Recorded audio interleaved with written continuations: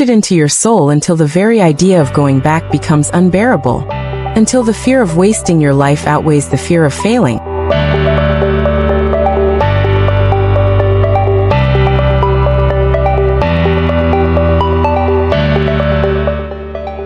Because failure is not the enemy, stagnation is, fear is not the problem, surrender is, and the moment you stop trying to avoid hardship is. The moment you begin to see that every struggle carries a seed of equal or greater benefit if you refuse to quit. Because history is overflowing with examples of ordinary people who refuse to accept their current circumstances as permanent. Thomas Edison failed thousands of times before the light bulb lit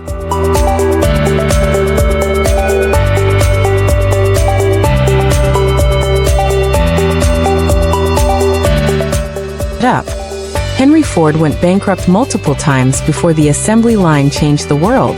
Walt Disney was fired from a newspaper for lacking imagination before building an empire of dreams, and none of them were born with more hours in the day than you have. They simply decided that no matter the rejection, no matter the ridicule, they would press forward, and that's the dividing line between the broke and the wealthy, the average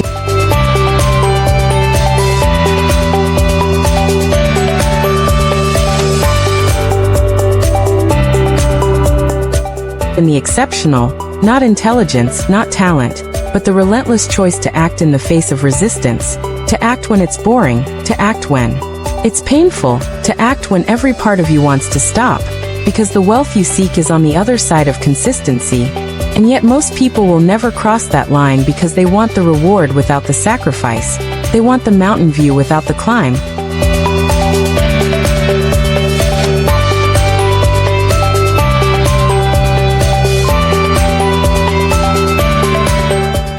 They want to be celebrated without first being ignored.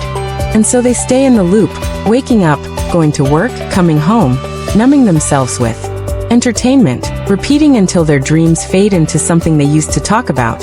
And if you can feel in your chest right now that you are capable of more, that life is slipping through your fingers like sand, that the window to change is closing a little more each day,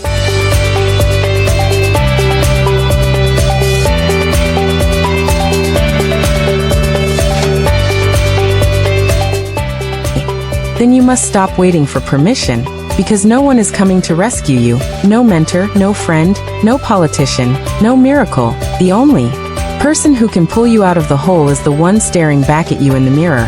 And if you're broke in money, you're likely broke in discipline, broke in focus, broke in urgency, because wealth is the harvest of seeds planted months and years before. And if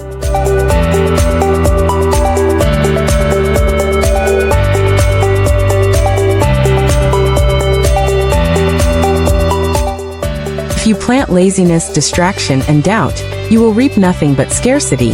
But if you plant discipline, learning, and courage, you will harvest abundance in due time. The problem is that most people plant weeds and wonder why they're not eating fruit. And I'm telling you this because once you see the truth, you can never unsee it. And the truth is that your financial reality is a scoreboard for the way you've been playing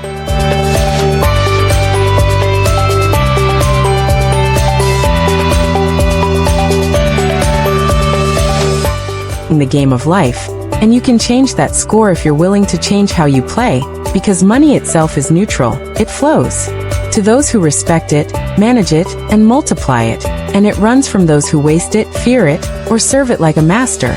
So if you want money to work for you, you must first work on yourself. You must become the kind of person who attracts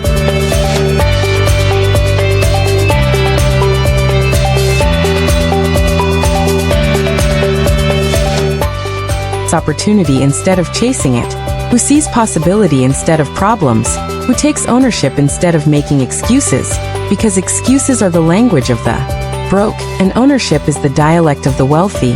And when you adopt that mindset, something shifts. You stop saying, "I can't," and start asking, "How can I?" You stop waiting for the right time and start creating the right time.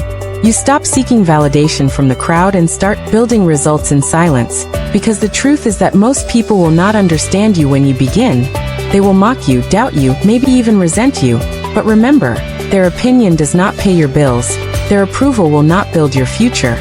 And often the loudest critics